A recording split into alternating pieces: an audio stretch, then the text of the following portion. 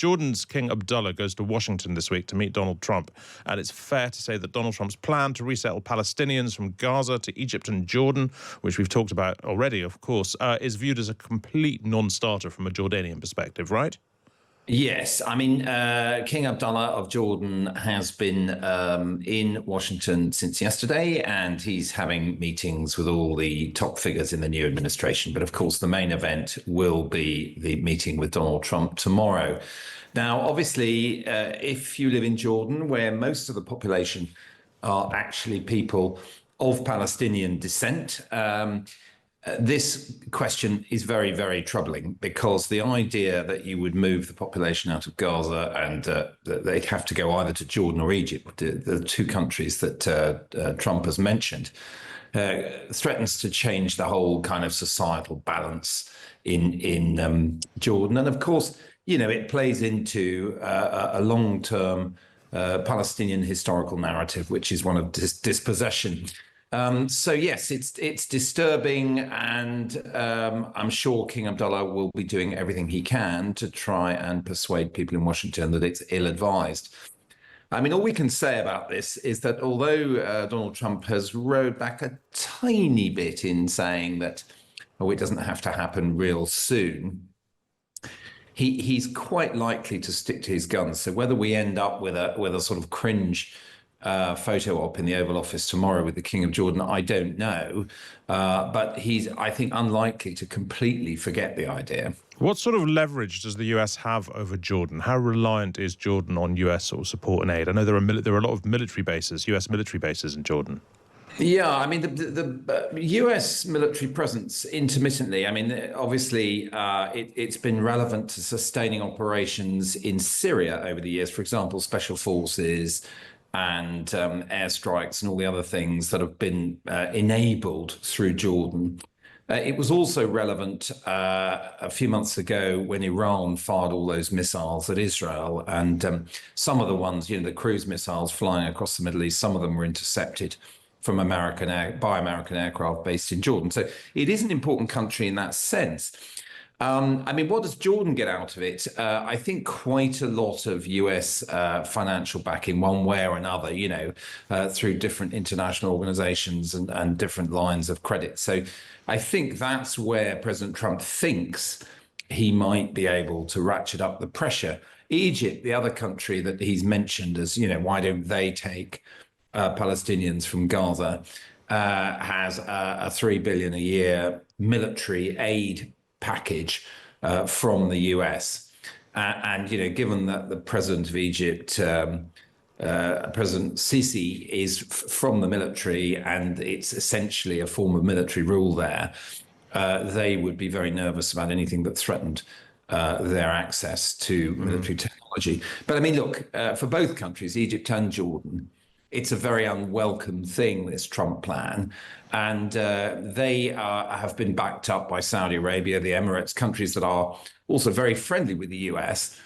And there's a plan now towards the end of the month, the 27th, to have an extraordinary Arab League summit to kind of create a united position and push back against this Trump plan for Gaza. Yeah. Well, look, moving to the other war, Trump's conversation, or perhaps his plural conversations with Vladimir Putin, have raised expectations that the outlines of his plan for bringing the Ukraine war to a close could be on the way. And it's the Munich Security Conference later this week. Do you think we're going to find out more about that then? Do you think there's anything much to find out? My view about Munich, which starts on Friday formally, and people will be arriving there from Thursday afternoon, is not to expect too much in terms of the outlines of a possible deal. General Kellogg, the crunchily named envoy for Ukraine for the US, has said that we shouldn't expect it. He's going to be there, but he said we shouldn't expect a sort of package or a framework for an armistice or some kind of ceasefire to be unveiled at Munich. I think what seems to be going on is that the serious private conversations are taking place between President Trump and President Putin, facilitated by various Sherpas or diplomats using various other channels. I think the key thing about Munich will be it will be a moment where the other countries that feel they have a stake in this. Now, this might be Poland or the UK or the Baltic republics, who all feel very threatened, obviously, by what Putin did in Ukraine, and who all feel they have a stake in buttressing any deal, giving the sort of security guarantees Ukraine says it needs to just stop Putin coming back in 2 or 3 years' time when he's rebuilt his armed forces and having another go. All of those countries, I think, will be talking at Munich. And they'll be trying to answer some quite difficult questions. I mean, President Macron has talked about a 60,000 strong force to secure any peace deal, a sort of tripwire, or call it what you will, force to be put in there by Western countries. But it's become pretty clear as he's gone around Europe trying to get contributions for that, that a lot of countries are reluctant to send troops. General Kellogg says that one of his messages will be to the Europeans, we're expecting you to do this. So I don't think it's going to be an easy conversation. I think a lot of European armed forces would argue that without American enablers, as they call them, which would be things like air defense, intelligence, various types of air power, the Europeans can't actually do this anyway in a credible way. So it is quite a tricky moment, I think, principally for the conversations that are going to take place between NATO members and other Western allies, in Munich. But I'd be surprised if we actually got someone standing up there and giving the outlines of a deal to end the war in Ukraine. Sure. Look, finally, Mark, later this week, there's going to be a confirmation vote on the US on Kash Patel, Trump's pick to lead the FBI. Remind us all about Kash Patel. Well, he's a guy, I mean, he's got experience as a prosecutor. He was, I think, until named by the Trump transition team as their designated candidate for director of FBI, he was considered a rather marginal or outlier figure because he takes very strong views that, for example, the Russiagate inquiry into President Trump was a kind of political hit job, and that the FBI has become an instrument of the deep state, this kind of thing.